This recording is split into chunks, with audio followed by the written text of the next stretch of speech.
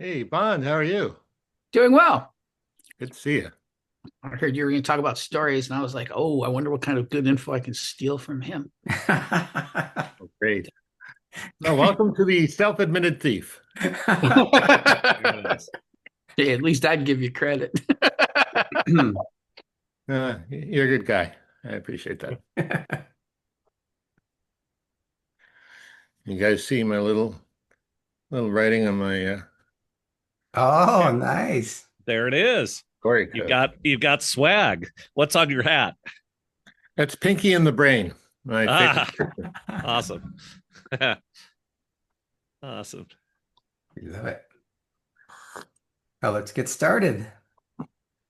We'll start on time. People always roll in, but yeah, we'll go ahead and get started. Ted, kick this puppy off. Sure. Good to see you, David.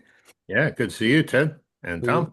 we met, gosh, it was I think 2019 at John Carlton's Mastermind. Yeah, and it seems like we knew each other before then, but maybe not. I don't I think know. yeah, we did. I think that was one of the first times we really met and spent time together. That's true. Yeah. Welcome. Thank you. Nice to be here. So So I'll tell you a little bit of about how this all came to be, at least from my perspective. So several months ago, copywriter named John McIntyre organized a program called AI Copywriting Secrets Volume 2. And he interviewed a bunch of experts, a bunch of marketing people who are using AI, a lot of copywriters. I was among the crowd of people. Chris Orsi was there. David was one of them. David Deutsch, Bob Bly, John Benson, Lori Morgan, Sam Woods, bunch of really really great people. And I watched all of the videos. Hi, Kim. Speaking of great copywriters, Kim Schwalm's in the house. Hey, Kim. Uh, I had a chance to watch all the videos. The program was a compilation of video interviews that John did. And after I watched the interview with David, I read the book that he referenced in his training. His training was basically how to take AI, apply it to the frameworks in this book called the Story Persuasion Code or Persuasion Story Code. Apologies. And I grabbed the book, read it cover to cover in just about one sitting, emailed David and said, we have to have you on our mastermind book club. I love the book. I loved his breakdown of the book, and how he's using AI to take this framework or these frameworks that he laid out in the book. And David graciously agreed, knows Ted from a few years ago. And here we are to talk about this book. So, David, I just want to hand the baton to you and ask you to tell us, you'd been a copywriter for a long, long time. And then this was really your third major book that you wrote. You've written a lot, but this was the third book. How did this book come to be, and why did you feel the need to put this book out to the world? Yeah. Well, thanks, Tom. I have been studying story and writing stories for longer than I've been a copywriter. And I've always been fascinated by what most people think of as story, which is, Mm-hmm. you know, movies, fiction, TV, plays, video games these days, right? Mm-hmm. And I took classes, seminars in Hollywood, and I studied in Chicago and studied playwriting in New York. And I got caught up in all of the drama around the hero's journey. And something just wasn't connecting because people were talking about the hero's journey and these long, complicated, meaningful, entertaining, dramatic stories as what you should be doing in copywriting. And I thought, no way, Jose, it doesn't fit. And so it was a series of steps over a long time. I'd like to say I was writing this book for 20 years because I was, wool gathering along the way, just figuring things out and noticing things. And what I realized is that there are these little stories we tell, sometimes as short as a couple of sentences, that are incredibly effective in persuasion. Of course, in copywriting, because that's what I do, but um, in any communication that involves persuasion, face-to-face sales, coaching, consulting, um, giving inspirational speeches. And people have paid a lot of attention to the long, dramatic, detailed stories, but these other stories kind of slip in under the radar. And in doing so, they have a much more profound and profitable effect than the long dramatic stories. I'll give you an example. I actually gave a talk 20 years ago at something called StoryCon, the world's first something meeting of art and science of story, and there were professors of narratology from universities, and there were screenwriters and screenwriting coaches from Hollywood. I was only guy there talking about stories in copywriting and advertising and persuasion. And I compared Rocky, which was, an incredible film, which I love. Um, and, it's an hour and a half and, it has a 119-page screenplay and God knows how many words to The Insult That Made a Man Out of Mac, which was a 7-panel comic strip. Everyone knows it as, the skinny guy who got sand kicked in his face at the beach and then learns about the Charles Atlas bodybuilding method and then comes back to, beat down the bully. And that was running for over 50 years in newspapers and comic books all around the world. And there was such a difference, Rocky was an inspirational story with lots of character development and setbacks and wins and tension and man made the insult that made a man out of Mac was like 7 little shots with thought bubbles above them, or word bubbles above them. So what I came to realize is there are a lot of stories that copywriters use, including Bond's dad, who was like my inspiration for getting into copywriting, in the course of a longer argument, sales pitch, sales letter, newsletter, whatever, that create trust, create desire, create intrigue, and they need to be identified, I felt. That's why I wrote the book. They need to be, I cataloged them. I put them into stories about the past, the present, the future, stories to build trust, stories to reassure, stories to explain, things like that. And so that's how it all came about. And it wasn't an easy book to write. I think it's an easy book to read. But It is. I really tried to boil it down to the simplest way to explain it to people that I could. And that's how it came about. Beautiful. We always ask this question, David, when we start the meeting. How many people had a chance to read the book all the way through, or most of the way through?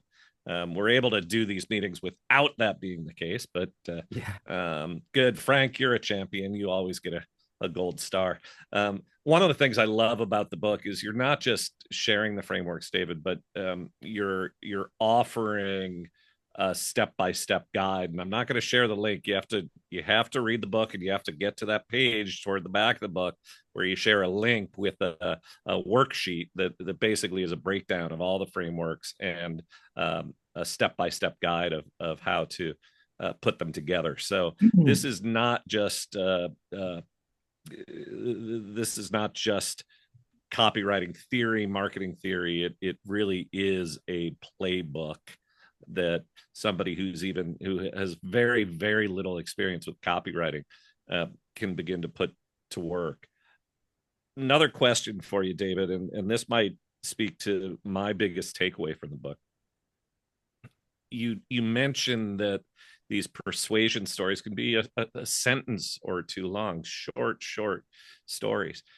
Some of the so-called storytelling gurus out there will talk in terms of, we're going to help you create your story, as if storytelling for business is a single act. We're going to make your story and you're going to take your story singular to the world.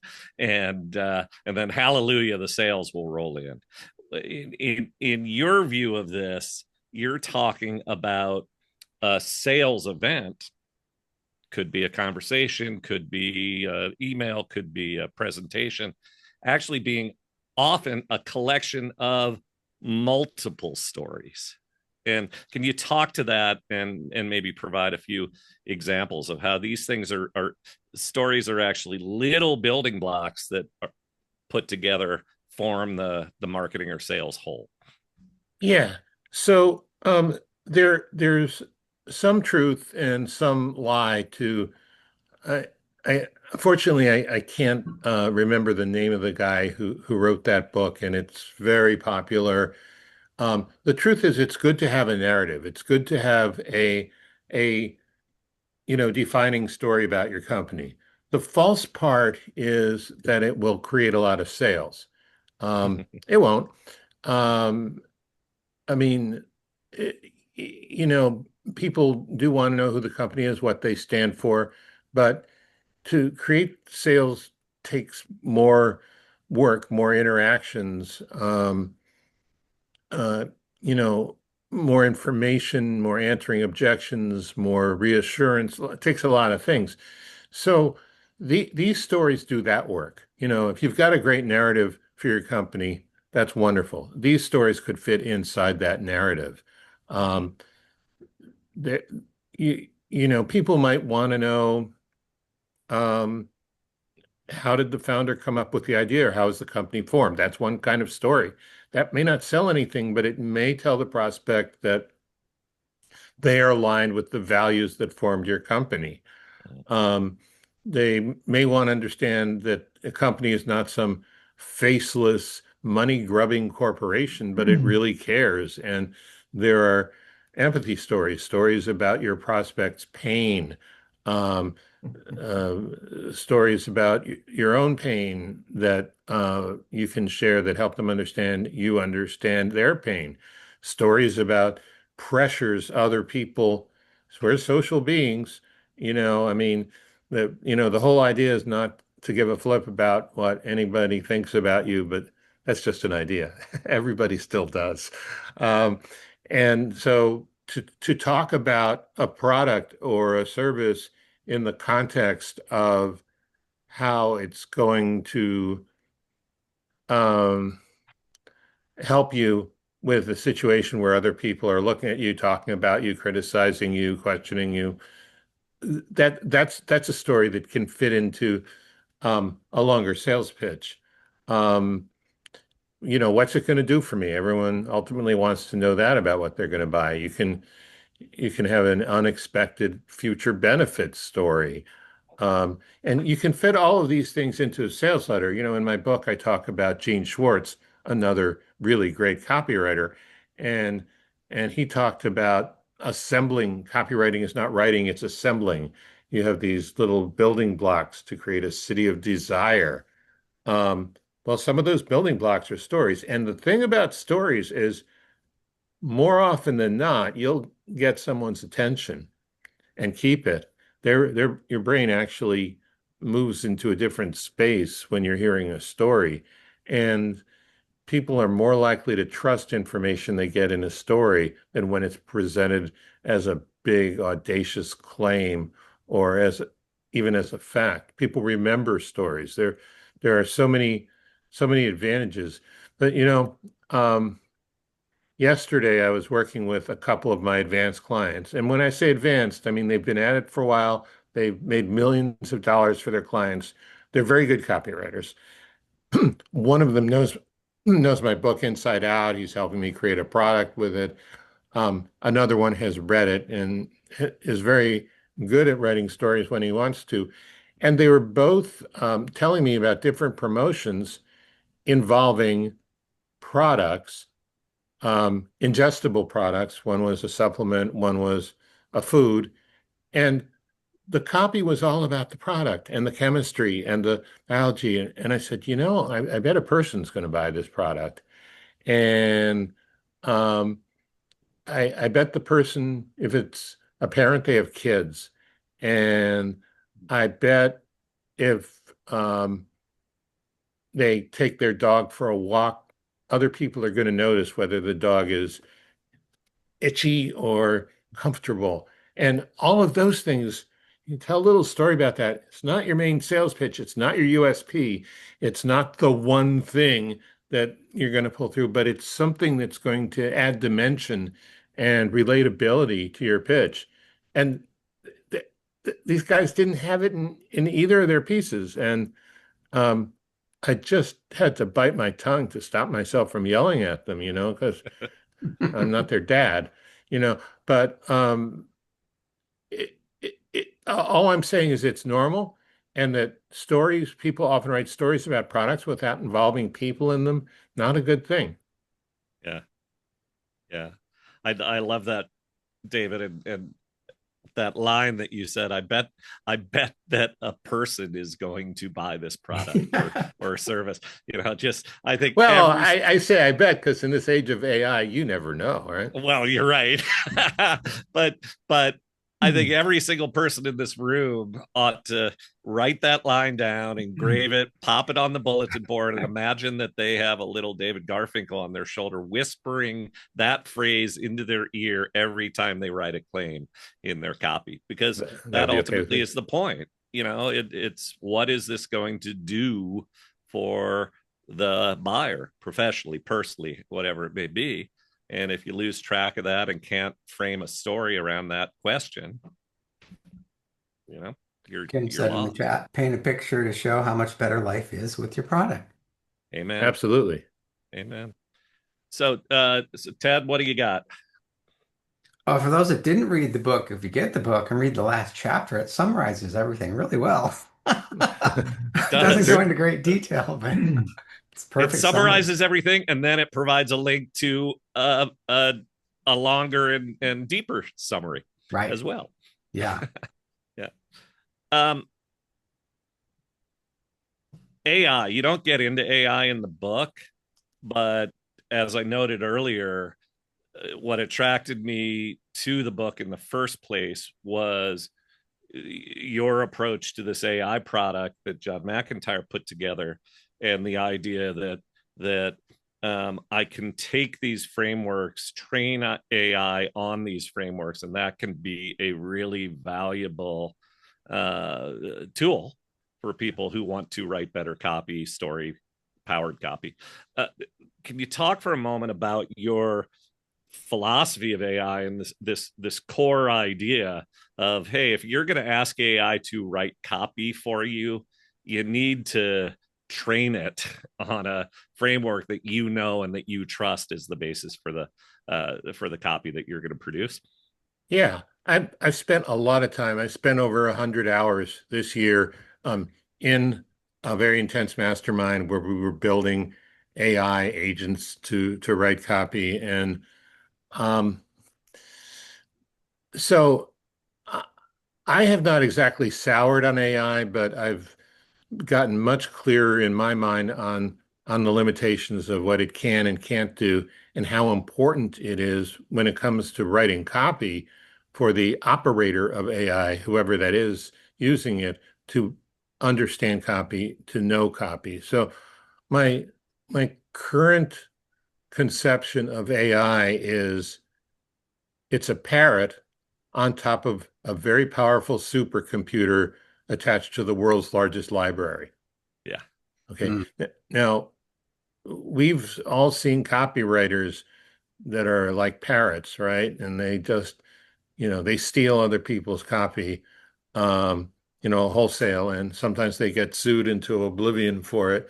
But in reality, you need a human and a human touch and a human experience to make writing work. My thought is you should interact with AI and you should use it as a very intelligent but naive, almost tone deaf intern. And so you can, um, as long as you can do the hard work up front of figuring out what's this going to be about and what's the outline, what's the tone, what's the result. And you tell AI that and give it some information about the product. And then what I'm doing these days is I set up two windows on my MacBook, on my iMac, one with what AI wrote, and then I'll just rewrite it because a lot of it is wrong. So, but AI can generate a lot of ideas. It can find a lot of information quickly. It's very good at structure. If you want to get into um, neurology or neurophysiology, which I'm a student of, but not an expert of, AI is like the frontal cerebral cortex, which is the logical part of the brain. And so it it can see in the present, but it can't think in terms of motion in the future. And what we need to bring to the table are elements from the um, uh, I can't remember what it's called now, default something network and the motor cortex, because copywriting is about motion, and it's really about, as Kim was mentioning, it's about promising a future, and AI cannot see in the future. AI doesn't know in the future. Also, I would imagine most everybody on this call has had their heart broken at one point or another in your life. That's never happened to AI because it doesn't have a heart, doesn't have emotions, doesn't have the experiences that you need to have to write copy or any kind of authentic, resonating material. And so you have to bring all that in. Now, what I showed on the AI secrets was not how to get AI to write anything. What I showed was how to get AI to ask questions that would prompt pieces, chunks, steps of your story, and then compile them verbatim without comments or suggestions or pats on the back. Oh, that's an awesome idea, David. Right. No, just tell me what I said. And from there, I can edit my own words into a story. And Right. I think in general, that's how you should approach AI, that you need to have agency. You need to take the lead. You need to figure out how it's going to go, and then you can let AI fill in the pieces, find the flaws. I mean, AI is very good at analyzing copy once it's written. Um, it's not always right, but it it it comes pretty close if you tell it what to look for. And the other thing I would say about AI is always make it explain itself. If you ask it to justify all of its answers, it will work harder to give you a more acceptable answer.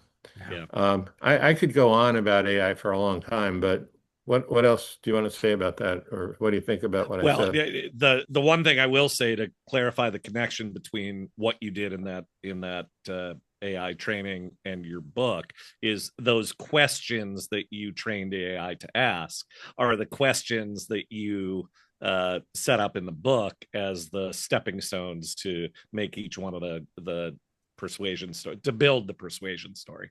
That building these persuasion stories is answering a series of questions, and so you connected those frameworks into an AI powered Q&A so that you can build out those persuasion stories. I did. Yeah. Frank, you have your hand up.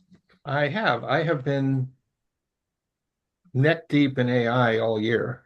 Mm-hmm. And my productivity as a writer and my depth as a writer is much greater than it was a year ago.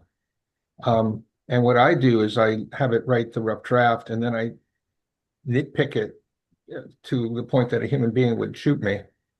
And I learned so much about my own mistakes and my own thinking by figuring out its mistakes and its own thinking. And after way much more work than, in theory, AI is supposed to cost you, I end up with something I'm really proud of.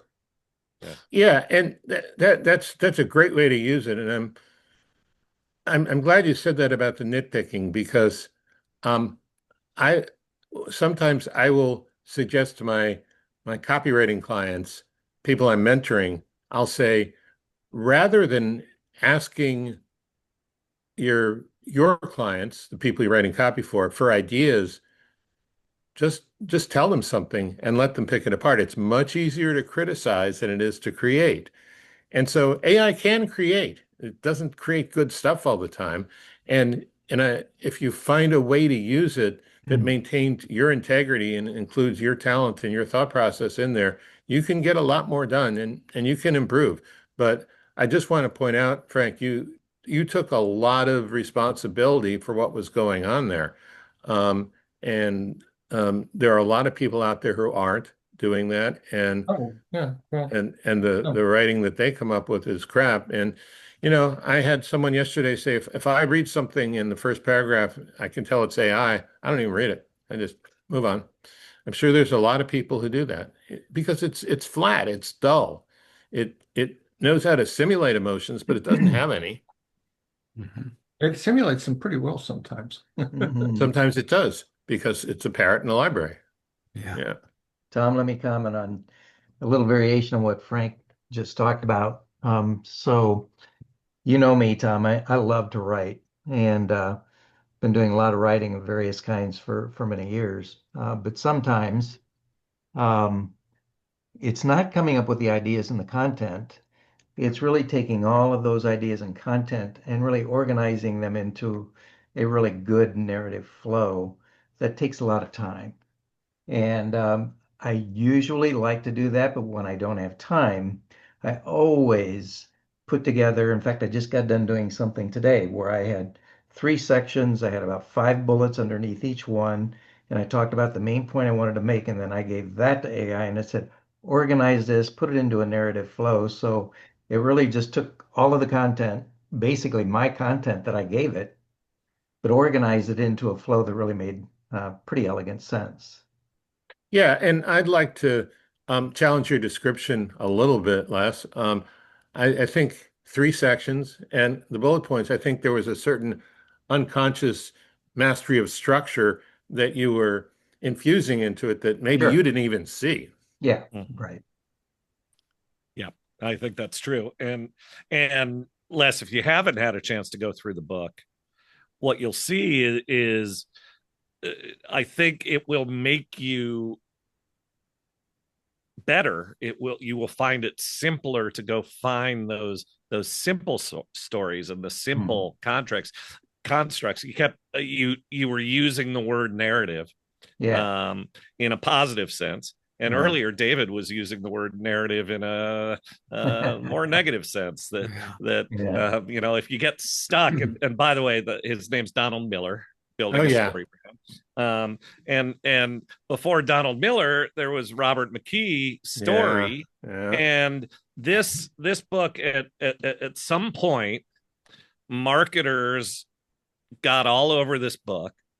Robert McKee is an instructor of screenwriting at the whatever the name of the film school is at USC. And this book is whatever it is, 800 but pages. I would like to point out he's never had a movie made by anything he wrote. That's Interesting. right. that is right. And it's a massively thick book. And it's a great book if you want to try to write a screenplay and all of that. Marketers fell in love with it. And there are a lot of things to learn from it.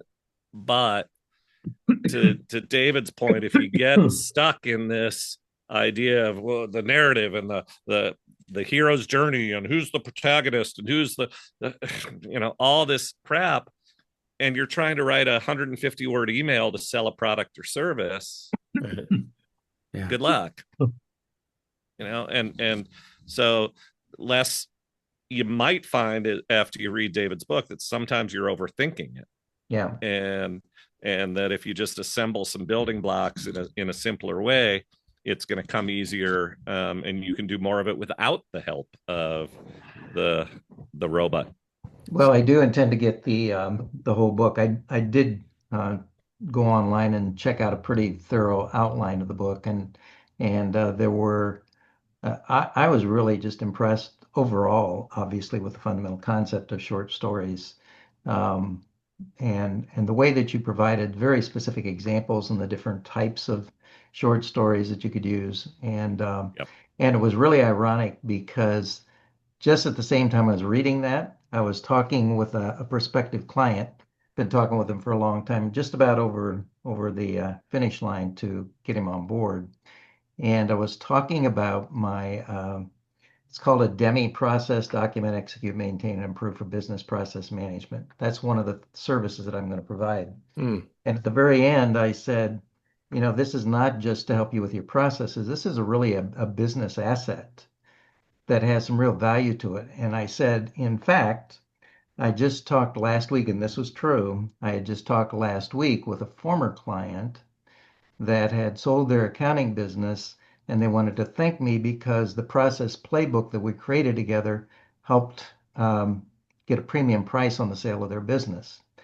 That was the whole story right there. And that's And the perfect. That's a guy, persuasion story. That's that's perfect. exactly right. And the guy said, wow, yeah, I get it. And I'm meeting with him on Thursday to really start moving forward with the business. So it's just a great example of what you're talking about. Yeah, beautiful, Les. Great. Beautiful. Yeah. Okay, Nancy. Nancy has a question. Yeah. Yeah, just I so appreciated this book for so many reasons, and especially the last chapter, as Ted had mentioned, to sum it all up. And I thought, wow, this is actually a great way to start a book if someone wanted to write a book, because it's such like a long outline and it describes everything so well. And I've had in so many takeaways. I love how you talked about the testimonials and what they really should be about, and then what to put on the about page and what that should be about. And also the hero's journey, because I was in a marketing program for selling a product for too many years, and they focused on the hero's journey. And I too thought, this is like just too long, it's too complicated, it's too involved. So it was so refreshing to hear you say why you agreed. Well, not agreed, but why you thought that way. And I thought, yeah, this really spoke to me as well. And then I was thinking, it was around like chapter 8. I then thinking there again about this program that I was in for a very long time, and I realized that I was persuaded to be in this program because of my pain point and how important it is, the research for the pain points. And so that got me thinking. I have done some research on Reddit, but I didn't know if you had any tips on, as somebody who's researched for many, many years, what way you use Reddit in this. Now, how you research on Reddit to get the information that you want, because I can spend hours and hours going down holes and getting lost. Yeah. So it'd be better if you could give me a hypothetical example. You don't have to give away what you're really doing, but something like that, and then I could walk you through how I do it, as there's a lot of ways I use Reddit. Okay, I would like to know why people write a book. Okay, great. So I like to use the more pumped up version of ChatGPT for research for that. Apparently, there's another program I like called Manus, and I think Manus has been banned from Reddit because it was scraping too much stuff out of it. But maybe they took the ban up. I don't know. I would set up a question in ChatGPT like, now, is there a reason you want to know why people write books? Is this for a book you're going to It's write? like a pain point as well. Because Because why? um, because somebody showed me how my website was so well organized that it actually created a book. And I watched while he created a book for my website and thought, wow, this is amazing. So, and it's something that so many people, they have a desire to write a book, but they don't have the time or they don't have the So knowledge of do how to you put it help people write together. books? Pardon? Do you help people write books or? No, I help create websites. Okay. All right. So is it more a matter of curiosity than anything else? Yeah, and just well, I'm trying to understand. I'm trying to get some information for pain points. I'm trying to get myself to write and to connect with people who want to write a book but are so overwhelmed, and have them look at their website differently. Okay. You mean to look at the website as a possible source of their book? Is that what you're Yes, saying? yes. Okay. Okay. Okay. Wow. That's a really specialized question. So I think you may be taking a leap there, that because one person thought your website looked like a book and you think in a very organized way, anyone else is going to think that way or care about it. But um, if if you're right and I'm wrong, and that's also quite possible, it's happened more than once.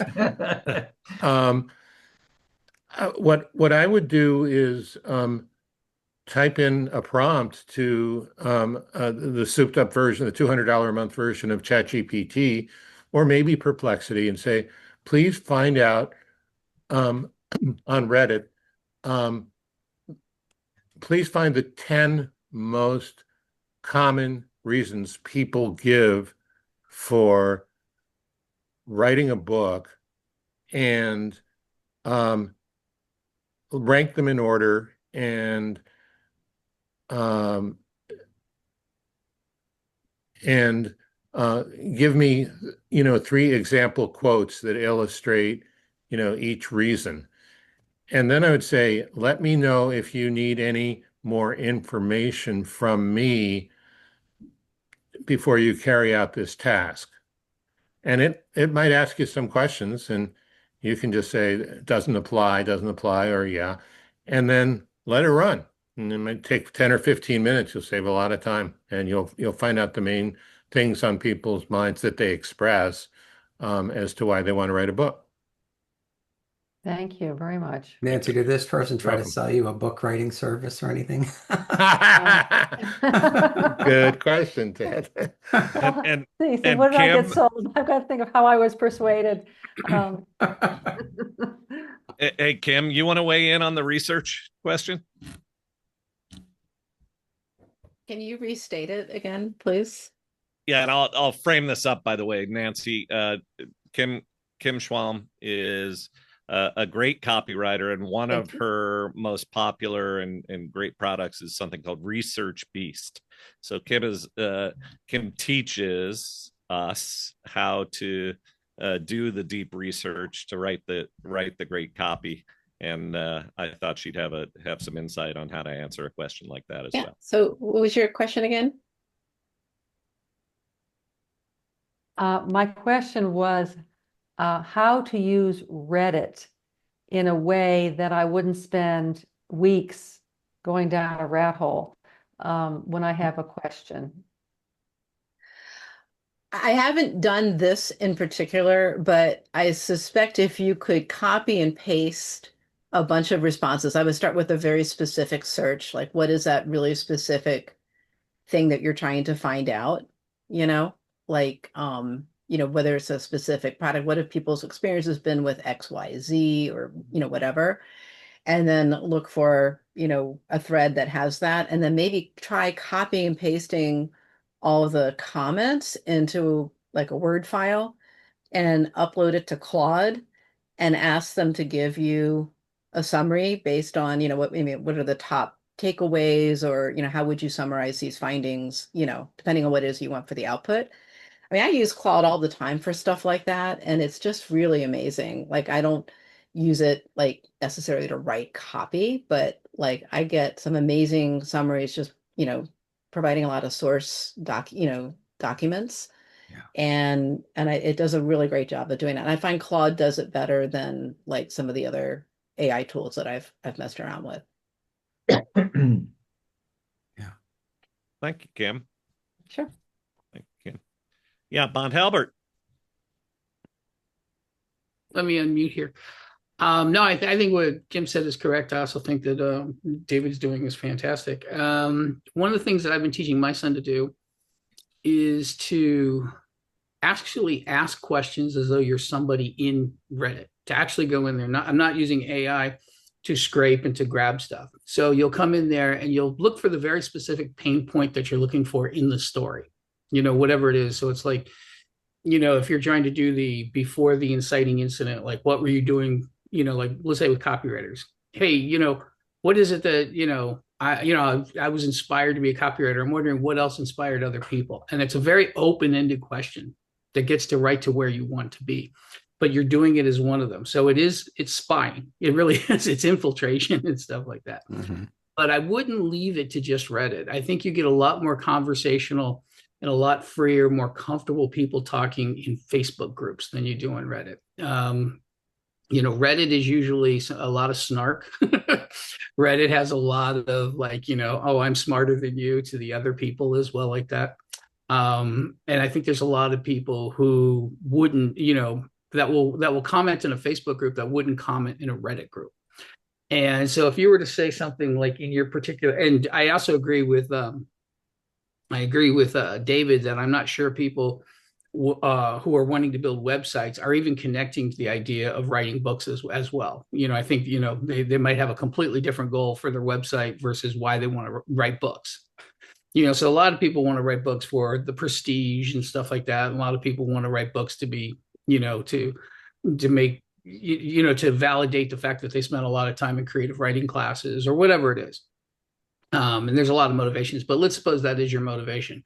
I would be asking a question of, I was turned on to writing by this and that. Can you, and I'm just curious, why else do you want to, why would you want to write a book, or why others want to write a book? And then that gets them flowing, because one of the core concepts of copywriting for everything is the closer you can get to a real live prospect and the more you can get them open up and just talking, because, you'd be in an interview with a potential client and they'll talk, right? And once they've had a drink or once they're relaxed and they don't think that you're polling them and everything, they'll spit out something that, like, well, when did you, have this idea? Well, actually, it came to me while I was on this trek and I was flying over because I was about to summit Mount Everest. And they think that's not relevant to you. They think that you can use this. And you're like, well, you want to strangle them and go, why didn't you mention this earlier? But the point is to get them open and free talking in their own points and to feel comfortable with that. And they're only going to do that when they think you're one of them and you're genuinely interested. If your question looks anything like a poll, if it's anything like, hey, which of these 4 reasons is the one that you like the most, you're not going to get anything great. And then I think this concept, I was first introduced by Ryan Levesque's Ask book, which is the people who write the long stuff care a lot more than the people who just write the short stuff. So even a longer negative review can be turned around and be turned into a great positive thing. And you can make more lemons you make a lemonade out of that lemon than you can just like, somebody with a, giving it a 5-star review with 1 sentence. But that's just what I wanted to throw in there. And in doing that, you do want to, in advance, create a couple of profiles for Reddit. And the reason for that is it doesn't look like you're just in there and this is the first question you've ever asked and the first comment that you ever, you're going to put on there and stuff like that. And so I had my son doing that. And so he'd ask questions in his own group, but he was asking questions on Reddit. And he was getting really great answers, and he was getting a lot of really fantastic information because it appeared like he was one of them, and that he was just interested in what their motivations were. But separate them by don't ask anybody for their whole story, just for that one particular pain point or turning point in the story arc that you're looking for. That's just what I wanted to throw in. Bon, that is great stuff. One more thing I'll note about Reddit. I have found that as I've gone to Reddit just looking to pull stuff, I am bumping into way more AI generated garbage than I used to. And so Bon's advice is great. Now it's possible if you post a question that somebody's going to reply with AI and you're still going to get garbage, but people do. I get comments on LinkedIn when I post something to promote my that are podcast, garbage, and right? it's But clear that no human would have ever said anything that Right. bland. exactly, and that's the point. Yeah. It's clear, you can sniff it out pretty easily. If you're using tools to scrape, those tools are not distinguishing for you the trash from the treasure. So I love that, Bond. And one additional note for those who don't know Bond Halbert, son of Gary Halbert, whose edition of the Boron letters, which were letters that Gary Halbert wrote to Bond while he was serving his time in prison. This was one of the books that we read as part of the book club. That recording is available in the book club community. And after we let Frank ask a question, I'm going to let Bond tell us about the book David wrote, for which Bond wrote the foreword, so that we can let people know about some other things that David has written. I Frank. just wanted to add that there are Facebook groups too for authors of different types of genres. Like I've wrote a children's book, and there's Facebook groups for children's book authors, and you can just really immediately, like, you'll see a lot of common threads with pain points and what people are thinking. And so I just wanted to mention that, depending on what genre you want to target. Yeah. Thank you, Kim. So my comment is that over the last couple months, I have started to use Perplexity, and I've started to use Gemini when I have weird questions. And the weirder the question, the more offbeat the question, the more interesting the answer is likely to be. So asking about pain points for writing books, asking Gemini or Perplexity might be a hell of a lot less work than scraping, reading lots and lots of stuff in Reddit. Now, the virtue of reading lots and lots of stuff in Reddit is you're going to get some of those rabbit holes could be really valuable. And that's going to be less likely when you're asking one of the AIs, but you can still get amazingly complicated and interesting information and trigger all sorts of ideas. Yeah. Yep. Tom, can I just go back to this conversation about things that struck me as a result of reading the summary of David's book? I have a crap ton of testimonials on my website, and it didn't really strike me, I don't know why, until I started thinking about some of the stuff that David was saying, that I can just pull 2 sentences out of some of those testimonials for those stories. And in fact, I'm going to just read one that fits with that 6-week pilot program that I'm trying to promote. And I haven't really used this quote very well, but it says, nothing ever, this was from the president of this company, nothing ever goes fast enough for me. But if you had told me we would make the kind of improvements in our team and the way we do things in just 6 weeks, I wouldn't have believed it. And that's the story. Yeah. So Yeah, no, the reason it never occurred to you before is no one else has said it. I mean, yeah, I'll take credit for that.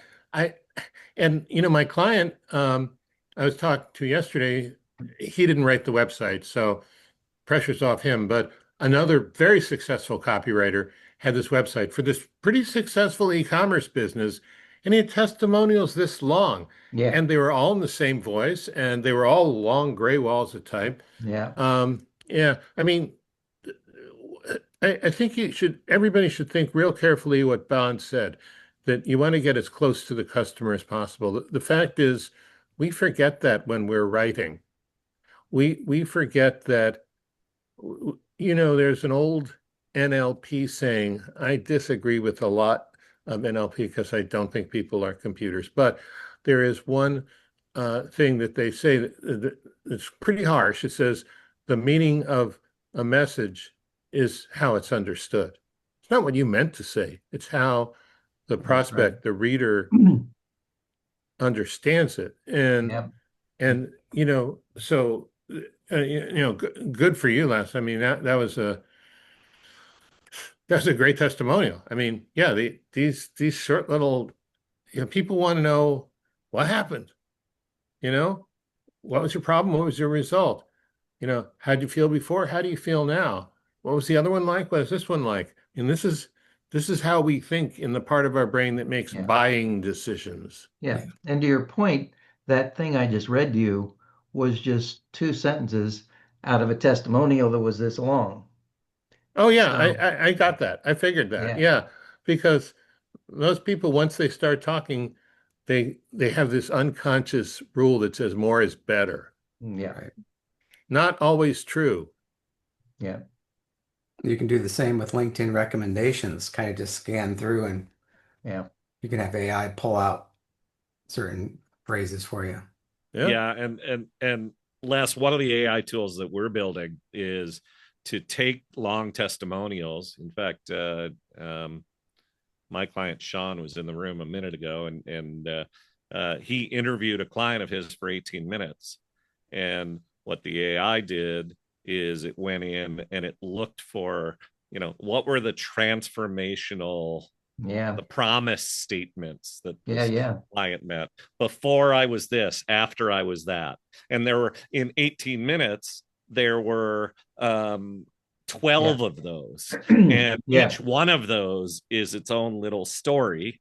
It Yeah. could be its own little email. It could be its own little video. It could be its own little, so for somebody who's challenged by the idea that you need to put more content out there, Yeah. when you read a book like David's and you begin to do what you just did, Les, which is to realize, oh, wow, 2 sentences Yeah. can be something that I can take and blow up into something that will sell for me.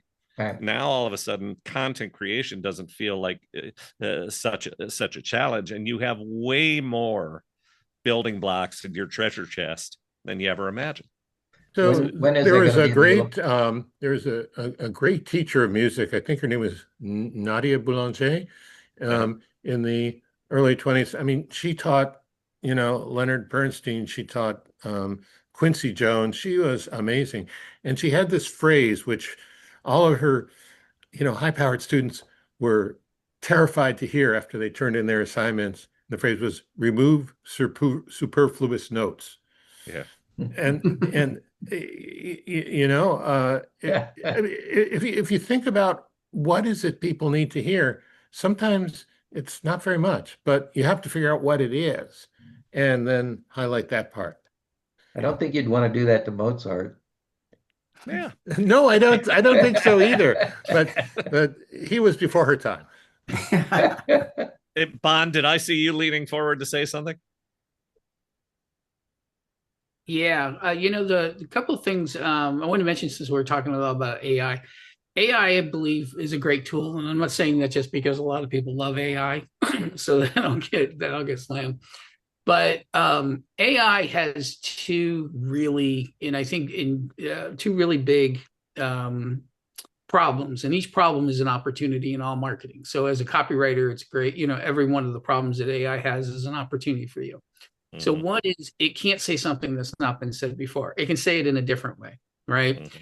And great marketing, going back to the core, is the antenna up. And actually, I'll say this: I don't think I've seen anybody better in the world at doing this, except maybe my father, than David, at being able to say, okay, that's what this person just said in this conversation that I had with them at the bar, and this is something that's gold, like picking that up.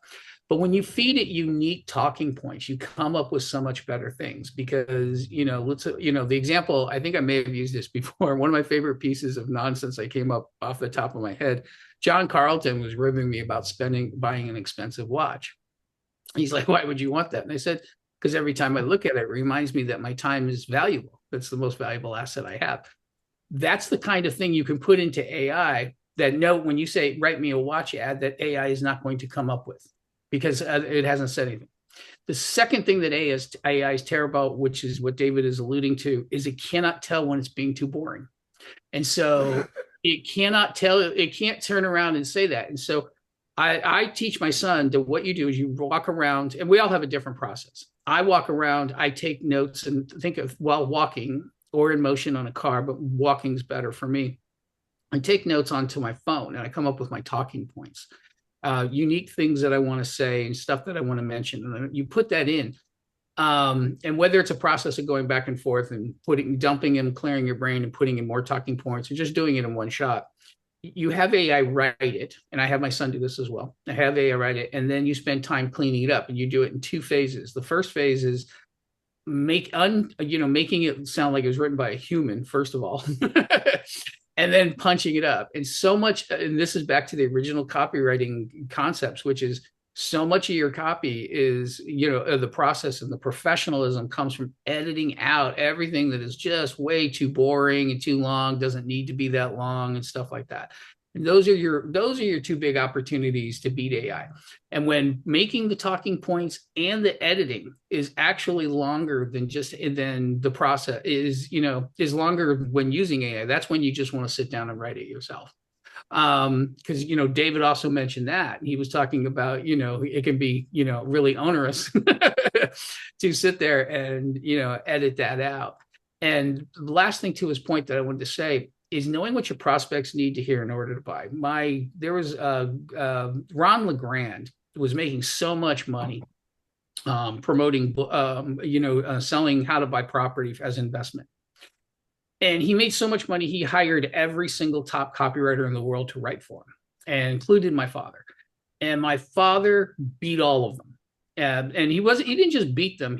Like the person who was second was way behind him. It wasn't like a 10% increase. And my dad said, they know more about investing than I do. They know more about property than I do. What I told them was what they needed to hear in order to buy. That's what I knew that they needed. Yeah.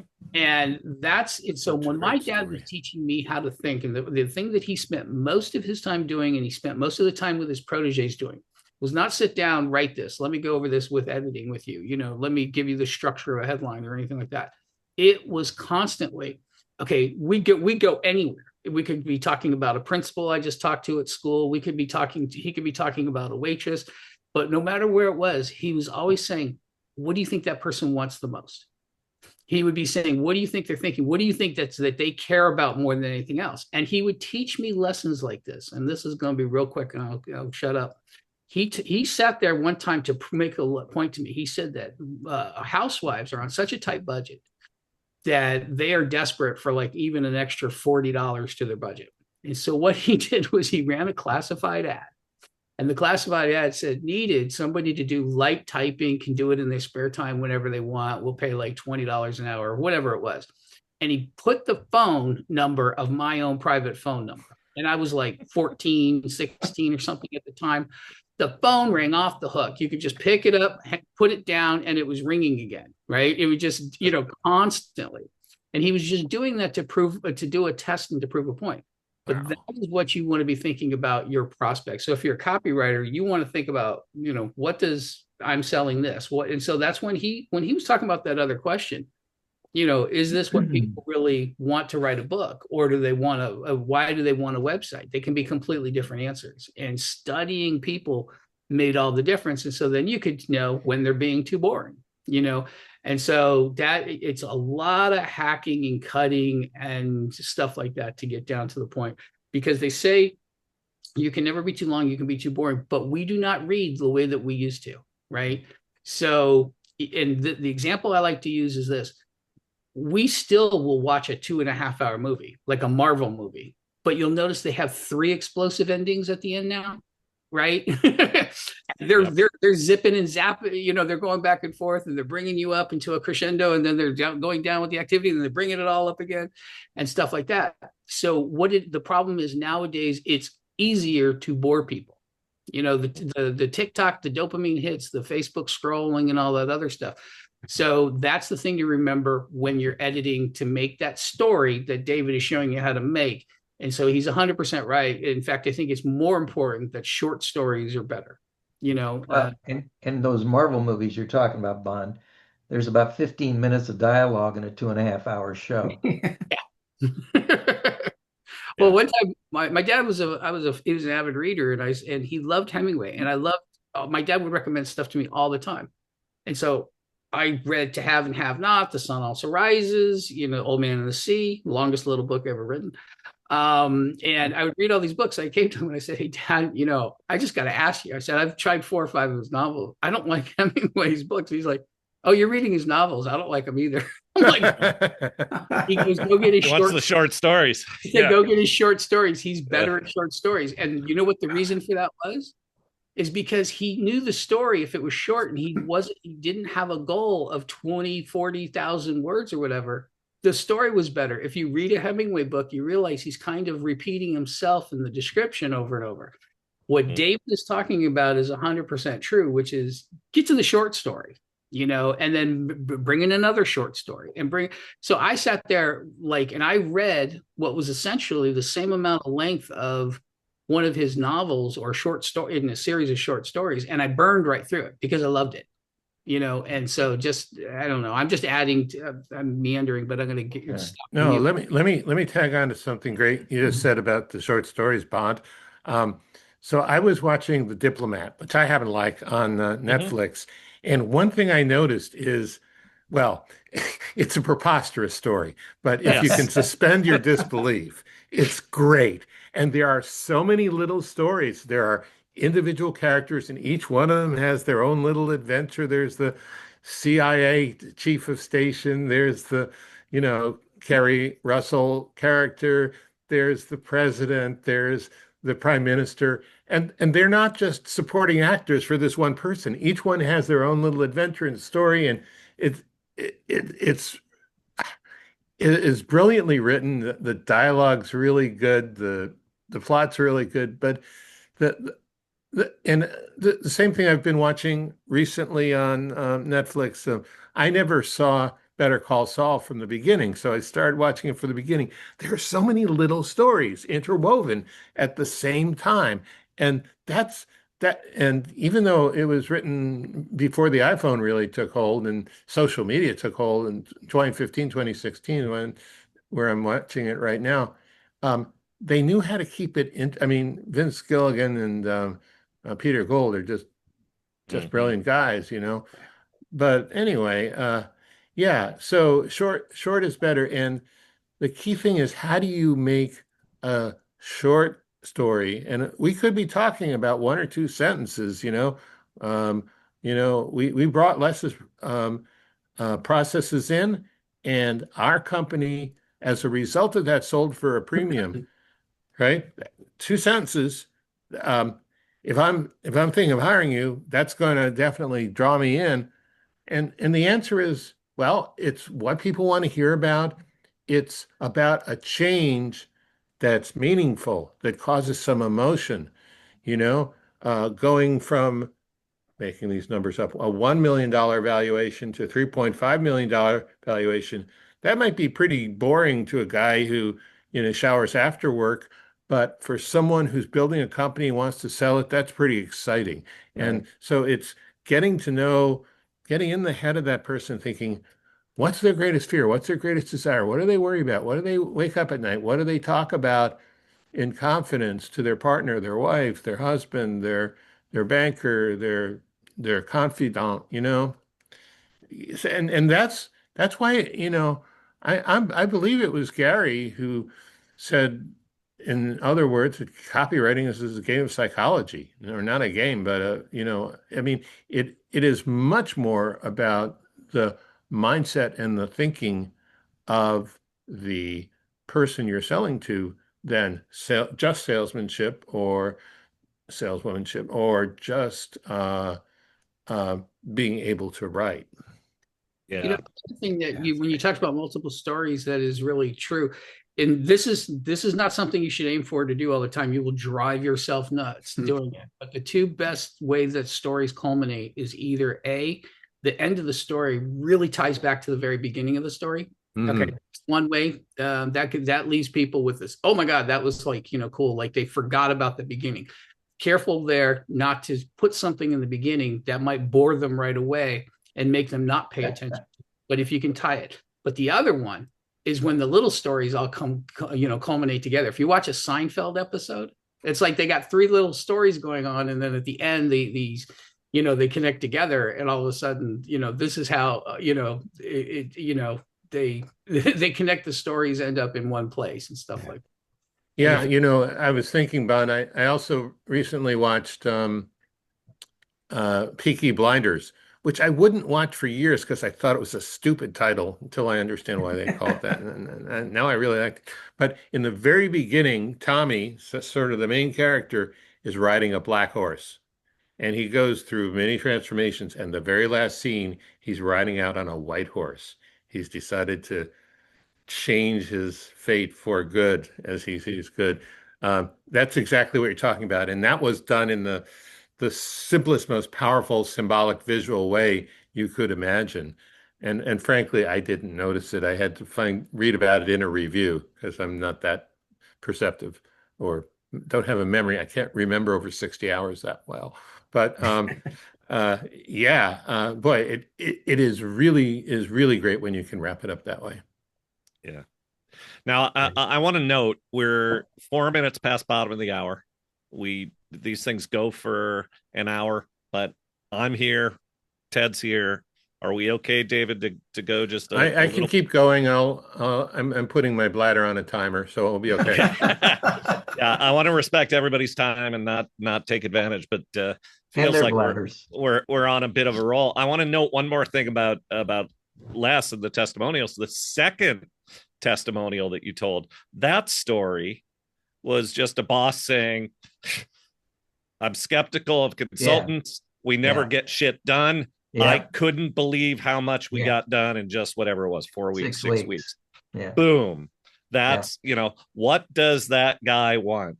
Yeah. That guy wants to just not be pouring his money down the drain on yet another consultant and getting nothing done. Yeah. And you spotted that in 2 lines. And David, I am binging. I'm binging The Diplomat right now. Your take on it was beautiful. And what I thought would be a really cool homework assignment: find that show that you love. Forget about the overall narrative arc, the part that Robert McKee would tell you, "Ooh, this is an A+, screenplay." And just look character by character and ask that question that's at the heart of the copywriting question. What does that character want? And my guess is that if you love the show or love the movie, you're going to find really interesting answers for lots and lots and lots of characters. Because to David's point, great stories aren't just the sum of the narrative whole. There's in this a really interesting micro story about each character. And if you're good at looking at what people want and what their motivations are and what their psychology are, that's good exercise for being a good marketer and a good copywriter. Yeah. Since we've talked about testimonials so much, let me share something. It's actually, this is like the first half of high-speed copywriting, but which Bond, thank you. I've never really said this in public. Thank you so much for being my #1 supporter and affiliate on that. He helped me sell so many of them. Now it's online. It's still available, but a little dated. But I have 6 questions, which are kind of great for positioning, and the last 2 would be terrific for testimonials. So the first 4 is: who is your prospect? Who is not your prospect? What do they think their problem is that you offer a solution to? What do you know that the problem really is? But the last 2, so let's say someone buys your product or service and uses it successfully, gets the outcome you're talking about, and they're sitting at a Starbucks or at a Persuasion Story Code Cafe. They're sitting at a Starbucks with a friend, and they're raving to the friend about the results. What would they say? And usually it's a sentence or 2. And then the friend says, yeah, but what was the best part? And what would they say? And those 2 statements, if you can find a testimonial like those 2 statements, because that's what you're looking for. You're trying to, I don't even want to say freeze frame, because you're looking for excitement, heat, emotion, but you want to just sort of snip that moment in time of what would someone say when they're enthusing, when they're gushing, when they're raving about you, that's specific, that actually relates to the product.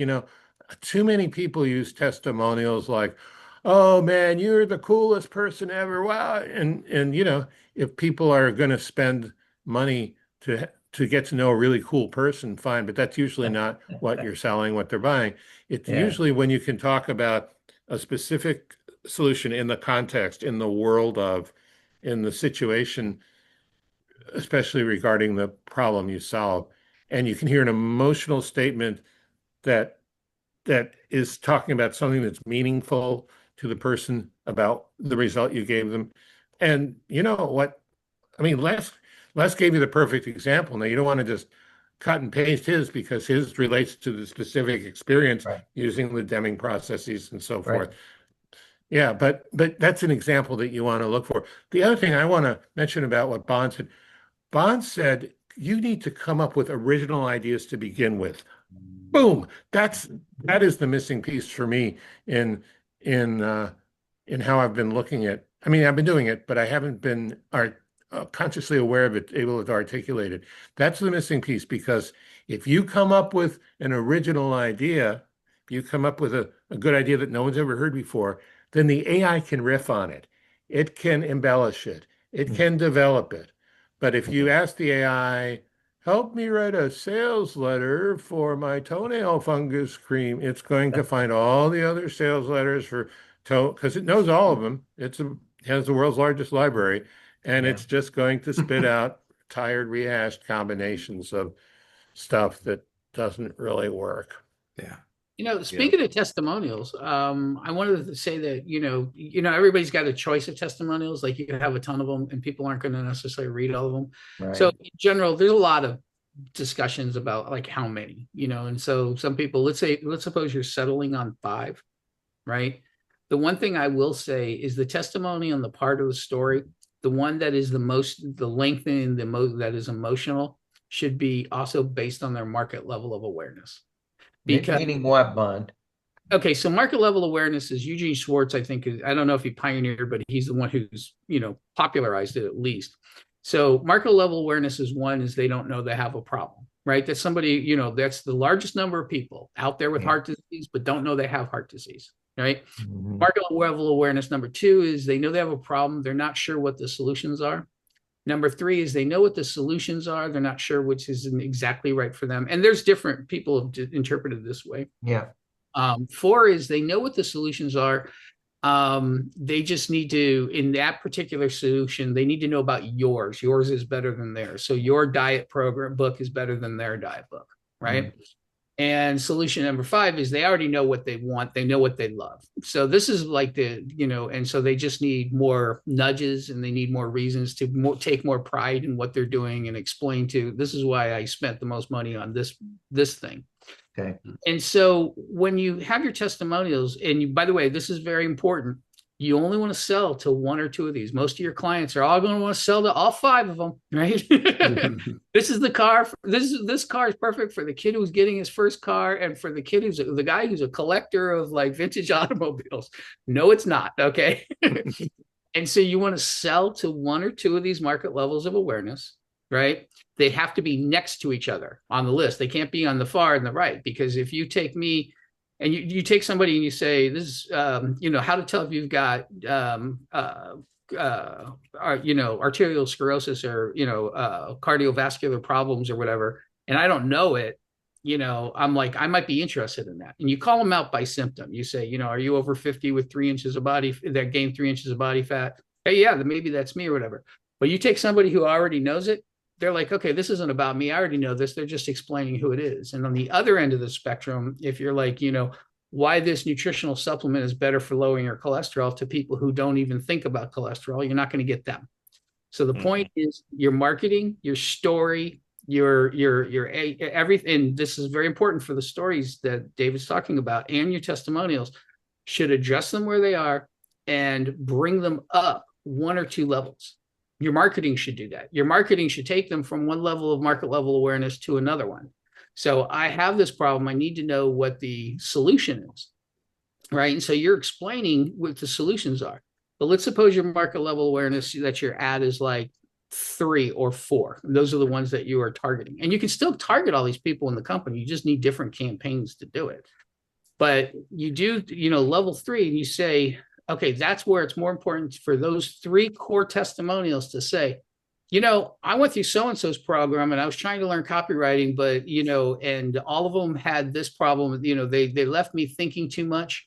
The one thing I liked about David's program, and the reason that I pitched it, is knew that there were some people who just needed an ad by the end of the weekend.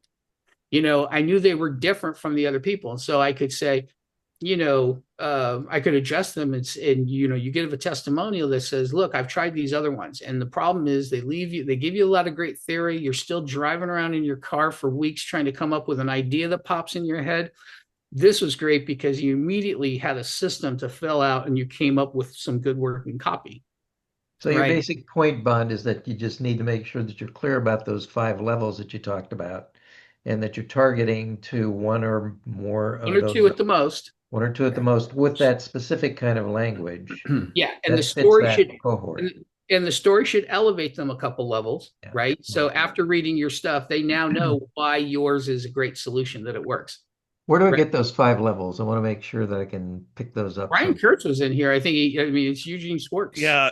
So Les, I'll send you some links. Okay. So Brian Kurtz and Chris Mason are currently this week running what they call their Breakthrough Advertising Boot Camp. Breakthrough Advertising is the book that Eugene Schwartz wrote. It's a heavy and thick book. A lot of copywriters say they have it. Fewer than a lot have read it cover to cover and implemented it all. The core concepts you'll get in the first 2 chapters of the book. Everything Bond said you'll get in the first couple of chapters of the book. But this boot camp is a step-by-step walkthrough and a really great way to learn this thing. They will sell the recordings of the boot camp, and I will get you a link to buy that. And I recommend you do, because it's really powerful foundational stuff. Good. And Brian, who worked with Gene Schwartz, is a great teacher of this stuff. So, and you've met Brian, Les, and we've had Brian in here before. So, and if you're up for a real challenge, get Breakthrough Advertising. It's $150, so it's not cheap. It's online, Breakthrough Advertising book.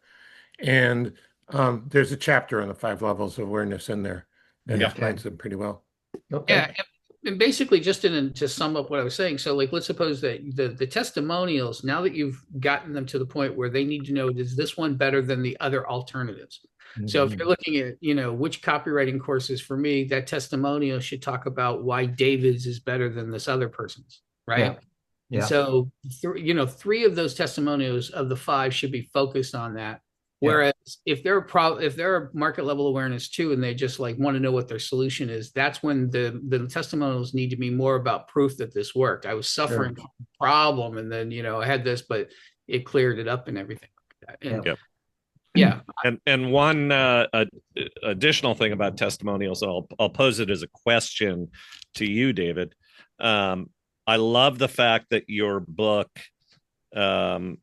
has talks about the importance of persuasion stories for answering objections.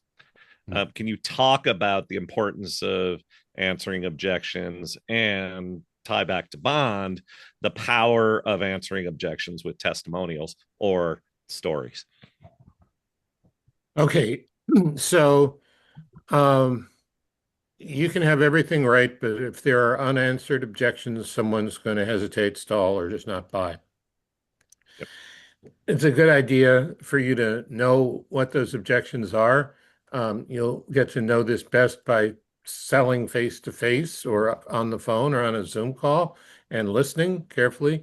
But in general, questions are large majority of objections are, it costs too much, I don't have the time, I'm not sure it'll work for me, I don't know if I can trust you, I don't know if you're qualified, things like that.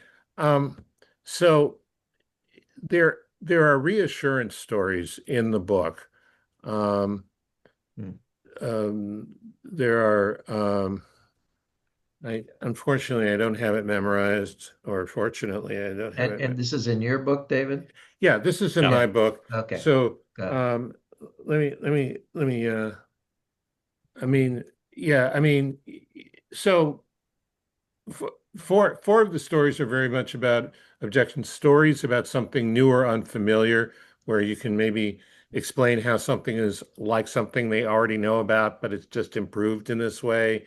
Stories about how others have made it work, where you tell a story about a person who is confused and then they figured out it wasn't that hard to work, and now it's working. Now they're getting all these great results. Um, Stories about a hard to believe claim of endurance, where you can come up with a clever way to show that it lasts a long time, or it didn't break, or it's made of, you know, thermonuclear resistant steel or something like that. And stories about if you want a refund. And that's a really fun one because I took Carlton's one of his um, refund policies, which was these long stories. I want you to try this. I want you to try and break it. I want you to do this. And if that doesn't work, you send it to me. And it was in very much the John Carlton way of doing things. Um, things like that. You know, the fact is, and we just did an email last week where you're sending a kid to your parents sending a kid to a summer sports camp, and you're worried that the coaches are going to be rough and abusive.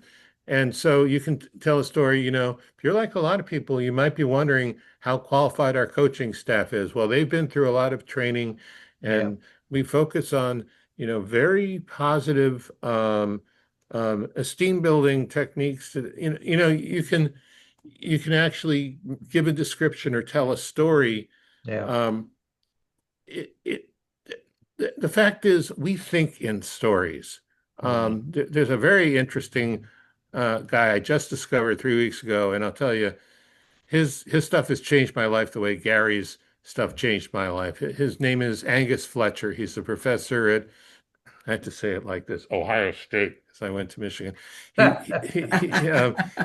Brilliant guy. The book is called Primal Intelligence. And it's, you would think primal intelligence is, either you eat it or you mate with it or you kill it. That's not what he means at all. But, I was sort of getting into it in the beginning that the cerebral cortex is the way most of our education, unfortunately, a lot of our marketing is based, but where we live, how we solve problems, how we Amygdala. invent yeah, it's in the default mode network and the motor cortex, among other parts of the brain, which are more about motion, past, future, cause and effect. Not sure why I brought that up exactly, but anyway, We think in stories. That's what I remember you saying. thank you. Yep. I appreciate that. Oh boy, I'll tell you, go off on a rabbit trail. Thank you for bringing me back to the surface. Oh man. The more you can talk like you're telling a story in your copy, which is just the way we talk all the time. If you think about, I mean, even when a CEO comes home and his wife says, "How's your day, honey?" He said, "Well, we achieved 3 strategic objectives." He would not do that, right? He would say, "Well, it got off to a slow start and the coffee was burnt and I got pretty pissed off, but Janine fixed it for me." So, he'll tell a story. It's how we talk, how we think. Turns out our brains thought in story before we had language. Yeah.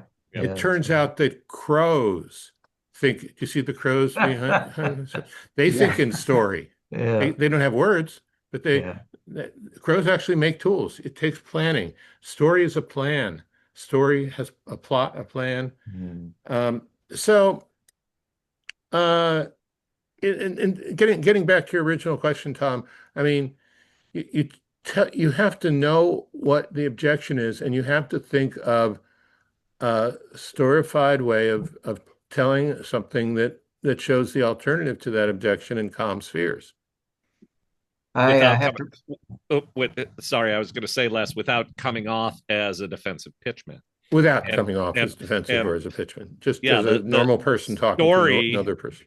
Yeah, the story either told by you or out of the mouth of a client in a testimonial is always going to feel more real and accessible. Yeah, and I want to get to Les's question, but it's to one great way to do it, and you'll see this in movies too sometimes. With characters will say, "Well, I was talking to so and so the other day," and so you can sort of tell the stories like someone else said this to me, and that removes a little bit of the suspicion in the listener's mind from you.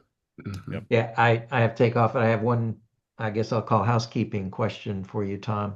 You had mentioned that I'm assuming the people who are in Implementum are going to have access to that tool you mentioned where we can put in our testimonials and they will extract. We'll take that offline, Les. Okay. All right. Yep. Okay. Take care. Great session, guys. And thank you, David, so much. Yeah, you're welcome. Thanks for your input, Les.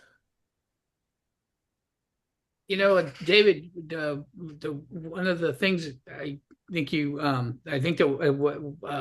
that I was putting it is that the reason it's wired into our DNA is our ancestors, the ones that survived because they paid attention to morals and stories. The kids that didn't go off into the woods and get eaten by, the evil witch or the ogre were the ones who lived. And so as a result of that, we remember stories more than we do facts and data. In fact, it's the facts in the little datas are the parts of the stories we don't remember. We always remember the morals and the lessons. Right on. Yeah, I think you're right. I think that's why. Yeah, and I think there's a great book called Wired for Story, which is Kevin told me about that. He made me not tell anybody for 3 years after he told me, and then he finally said I could. It's funny because I actually reached out to the lady who wrote it. But yeah, no, it's just I think that and back to the point when you wanted to ask about objections, I think the place to handle them is usually before they have them. Yes, I agree. Yeah. Wired for Story is that's Lisa Cron. I think you cite that book in your book. I do. I love it. Yeah, it's a terrific book. She's great. She's not a copywriter. She's very very successful in Hollywood and New York publishing. I mean, she really knows story upside down, inside out, back and forth, and it's a very accessible, fun book. Interesting too. The subtitle is how to use using brain science to hook readers. So there it is. That's what. And I think one of the things that David does really well is something that's very important, which is he studied stories and he realizes this part's good for copy, this part is not. So there are little techniques and tricks. So like, I actually learned quite a bit from a friend of mine who's a screenwriter in Hollywood, and he's actually published, his stuff he gets residuals from movies that they've made out of his stuff. But you quickly learn that, no, I can't take him on this 3-hour journey and tour and everything like that. And I think that's, the stuff that, when you have somebody like David, who is paying attention to all of what the master storytellers say, and then distilling it down to here's how you can use it really quickly and make it, stuff like that. So one of the things that she does in Wired for Stories is she talks about how to write that makes a more visceral, more emotion, because that's the other thing. The reason stories are so powerful for marketing is what does everybody buy on? David knows. Emotion, right? And so stories evoke much more emotion than data, right? Oh, yeah. The whole point is she's the one that teaches you to, instead of saying, I was sad, she says I was gutted, and then she doesn't just say gutted, she describes the experience, of being, sad and gutted and like, in a way. But again, this is what makes David very good at what he does. He's not going to take you on one whole page of just feeling gutted, right? Because you can do that in a book. You can't do that. And so you'll notice that there's so many copywriters that, came from, I was a creative writer and, everybody said I needed to make money. Somebody suggested I try copywriting, right? But they really want to get back into writing, right? But there's very few that have actually done both. But weirdly, one of the most successful authors of all time was a copywriter. James Patterson. Oh, that's right. Yeah, Yeah, ad that's agency right. guy. Yep. Yeah. So and we by the way, the reason he's the most successful is he ran his own ads and he did direct response advertising. You'll see his That's ads on TV saying James Patterson's new book, blah, blah, blah, blah. And he knows that if he spends enough money as a loss leader and loses money on that ad, if you get hooked on his series, he's going to make money on that. Hey, Tom, I know it's almost time. I wrote one question in the chat. And by the way, David, sure. I love don't the want to leave you guitar hanging. in your background there because I'm a guitar player myself. A lot Cool. of stories are in songwriting, and that's definitely a short story form. So I've got a lot of original songs that I think are helping my craft. But my question was on practicality with testimonials. Do you feel that a anonymous testimonial that has a strong transformational story attached to it is more valuable than a known testimonial where you've actually described the name of the person and the company and it's all been legally approved by the other company with maybe a less compelling story? Which is more valuable? Okay, good question. So any testimony is better than none at all. And anonymous testimonials kind of raise suspicion, but they don't Yes. have to. You just don't use it as a testimonial. You recast it. You can use almost exactly the same words as a case study in very casual conversational form. So, You blend it into your narrative without having to set it aside in the sidebar then. What's something you might sell, Grant, for example? Well, in this case, I work for a company that sells demand generation services. And so that means that we've really helped a company build their sales funnel. Okay. And a lot of companies are very secretive about that. They don't want the competition to know that how they're doing it. Yeah. I mean, you could even capitalize on that fact. You could say, one of our clients is doing so well that they will not, under any circumstances, let us use their name and threaten to sue if we did. But they did tell us that we could mention that they tripled their sales in the $400 to $600 niche because of some demand generation techniques that we use. So that could just be, part of a sales letter. But I think an anonymous testimonial by itself, it violates the form in a way that arouses suspicion or reduces belief. Yeah. What I've seen is some people will use a industry classification, right, as a healthcare company without naming names. And I've even seen folks say, this is a testimonial from a company that's based in New Bedford, Massachusetts, or something like that. Again, not saying the company name, but saying their headquarters location. There's a lot of companies in, Pittsburgh, Pennsylvania, but it gives you a little more thought that it's a real company. So there are two aspects there are many aspects of testimonials, but in terms of talking about results, there's the result they talk about, and then there's who said it. Right. And sometimes, in I guess in the personal growth space, you you could have a quote like this: peanut butter and jelly, Tony Robbins, and people are going,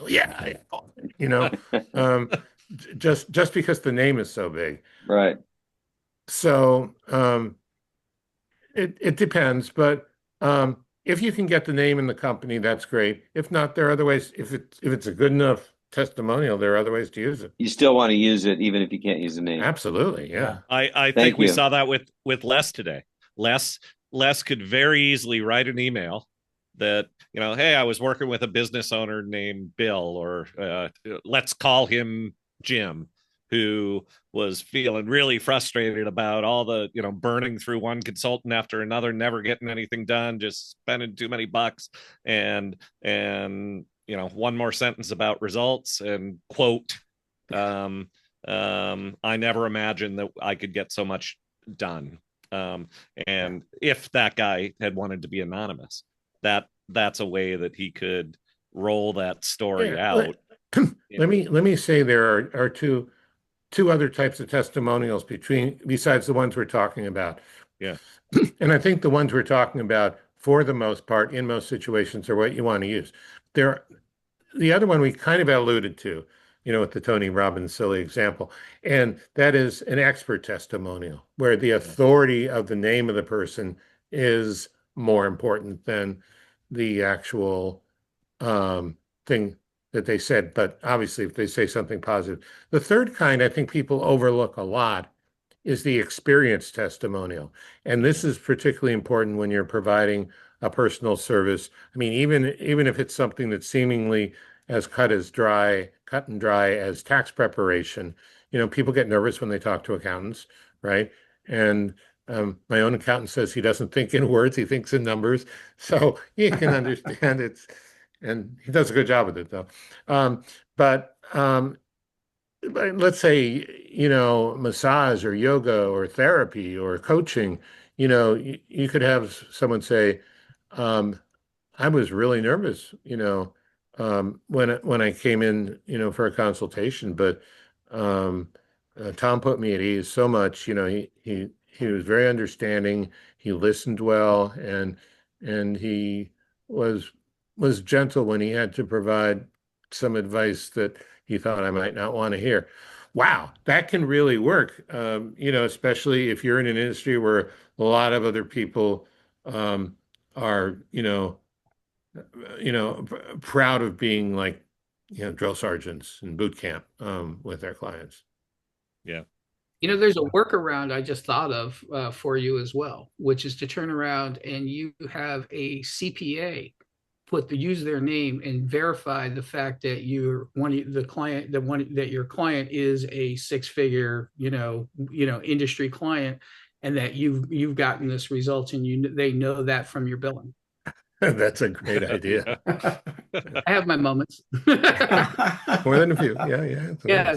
So what happens is certified results by Price Waterhouse. Yeah, Von Halbert's CPA and so forth and so on. I can tell you, and by the way, you do want to turn that lemon into lemonade that he's talking about, and say, one of Grant's clients is big, massive company in a particular industry, Fortune 500, whatever you want to say about it. And rightfully, understandably, they don't want to let the word get out, right? Let the word out that he's their secret weapon. But I am his accountant, and I can certify and swear under oath that he tripled their results in the last 6 months and so forth. And that way, you're putting a name on it. Beautiful. Now we are over 30 minutes long. And I'm sure David's blathers is like mine. Yeah, I was my bladder is saying for the sake of David's bladder, and now for the sake of mine, I think we're going to wrap this thing up. I'm going to ask Bond Halbert one yes or no question, and it's not yes and elaboration. It's just yes or no. Oh, okay. I'm fired up. I'm fired up to hear you talk about all the advice that you're giving to your son. Yes or no, is there a father-son Halbert to Halbert advice book in our future? It's coming. I can't say yes or no. It isn't. It's actually happening right now.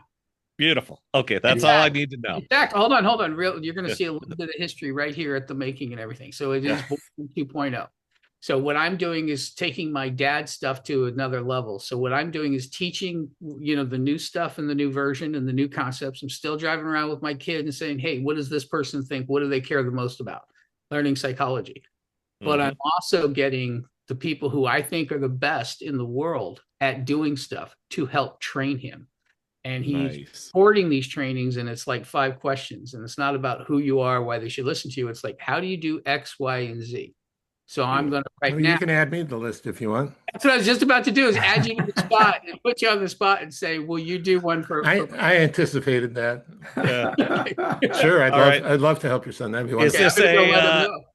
Awesome. Does this land in 2026, 2027? What are we looking at? I was just thinking about it last night, and I was thinking, you know what? Why wait for it to be complete? Why not just demonstrate it on the ongoing process?